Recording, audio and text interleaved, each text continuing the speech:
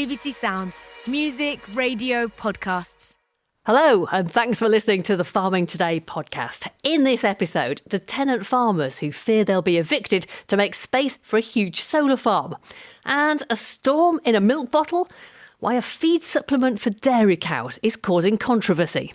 The events of the last week have been a real eye-opener in the debate between food and emissions.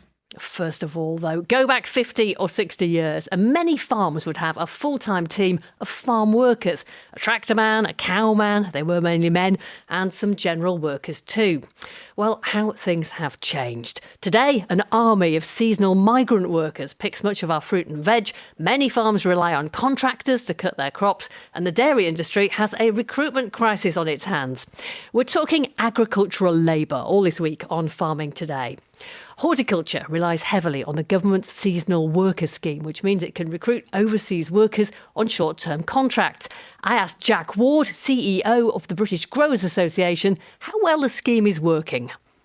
We were quite pleased with the way things were going because we had an announcement that we would have a 5-year scheme, but unfortunately with the current government they have now gone back to a single-year scheme. We've got 43,000 for 2025, but we've only got a 1-year scheme, so we're all back to this situation of facing uncertainty, which, you know, when you're working in an industry where long-term commitment is everything, that is a problem. And what about the length of the visas? Are the visas long enough? They're 6 months at the moment. In the independent review on labour shortages, they did recommend going up to 9 months. And with extension of crops, particularly in the berry sector and also in mushrooms, 9 months would be preferable. For example, in mushrooms, it does take about 12 weeks to train up a mushroom picker.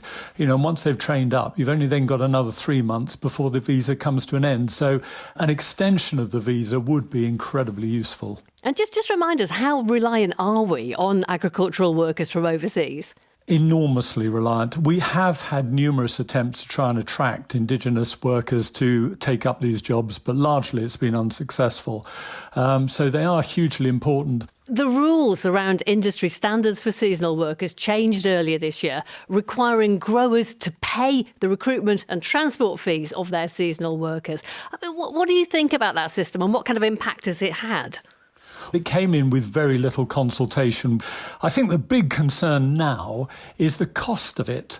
I think the estimates are looking at in excess of £1,000 per employee, and you scale that up by 43,000 workers, and you get to a very significant number. And this was all being pushed through before we then got the announcement in the budget of the increase in national insurance and the increase in the national living wage. Look, we still report on a saddeningly regular basis about migrant workers who have been exploited by their employers. When is the industry going to get on top of this? Yeah, let's try and keep this in perspective, because DEFRA did do a survey, a satisfaction survey, and 91% of those who were on the scheme reported that they'd had a pretty positive experience. Let's talk a little about the permanent agricultural workforce. There's been a real recruitment problem in recent years, hasn't there? Is that still the case? It's tough out there. You know, we're really competing hard for the best of the best. But, you know, we have got good people coming in, possibly not in the volumes that we need. But, you know, I think we've got a lot to shout about in terms of recruiting talented people into the industry. That's Jack Ward. And we've got more on farm labour all this week.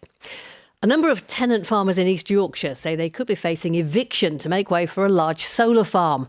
The BBC has been told that at least 8 farms that lease land from the Dalton Estate north of Beverley have been notified of the proposals. Farmers said the solar project could cover at least 4 square miles and will be a bombshell to families who had farmed in the area for generations. Here's BBC Look North's environment correspondent Paul Murphy. Applications for big solar farms just keep on coming. Many of them are larger than 1,000 acres. It's all part of a plan to produce more homegrown, cheaper renewable energy. But tenant farmers on the Dalton Estate in East Yorkshire say a solar plan for their area will mean they'll lose farms that have been worked for decades. They're very upset. East Riding Councillor Jeremy Wilcock is speaking on behalf of 8 tenant families. One of them described it as a bombshell that came from nowhere. You know, they've been farming here for years and years and years through the generations, and suddenly they're seeing their livelihood go. It's a hard life, you know, it's 7 days a week, but they love the land, they work hard on it. They're also very concerned about the environment because they put in bird boxes, they put in wildflowers and stuff like that, and all that would go. I said, can you imagine coming around the corner and seeing, instead of all this agricultural land, a sea of glass?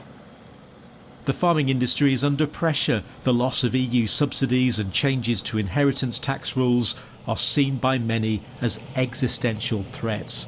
Landowners are looking for other sources of income. Yeah, it's a really anxious time. George Dunn is the chief executive of the Tenant Farmers Association. We have certainly seen a significant uptick in the number of calls that we are getting from our members where their landlords or the agents representing their landlords have been looking at the options for solar development. And in some respects, the decisions that have been announced as part of the budget on the 30th of October is leading some estates to consider whether there are more lucrative uses for their land. A spokesperson for the Dalton Estate said, "We've recently been approached by a renewable energy company, but this is an exploration exercise that is at a very early stage. There's no firm proposal for the area that the developer might be interested in, and no formal agreement has been entered into. While we understand it's unsettling for everyone, it's important that any requirement for land is clarified as soon as possible." None of the estate's tenant farmers wished to speak to us publicly about their landlord's proposal, but one told the BBC that it would be a disaster for his children, to whom he'd hoped to hand on his tenancy.